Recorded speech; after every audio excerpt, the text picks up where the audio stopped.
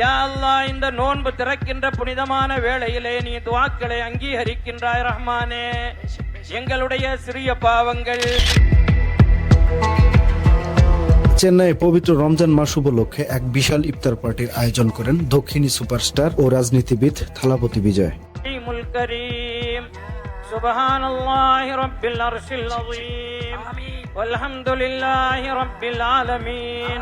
শুক্রবার তার দল তামিলাগা ভেতিত্র কাজাগাম এর উদ্যোগে আয়োজিত এই অনুষ্ঠানে বিজয় সাদা পোশাক ও টুপি পরিধান করে উপস্থিত হন এবং মুসলিম সম্প্রদায়ের সঙ্গে নামাজ আদায় করেন।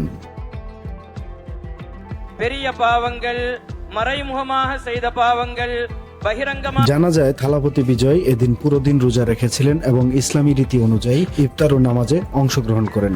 ইফতারটি ওয়াইএমসিএ গ্রাউন্ড রয়াপেট্টাতে অনুষ্ঠিত হয়, যেখানে প্রায় 3000 মানুষের জন্য খাবারের আয়োজন করা হয়। এছাড়াও 15টি স্থানীয় মসজিদের ইমামদেরকেও অনুষ্ঠানে আমন্ত্রণ জানানো হয়।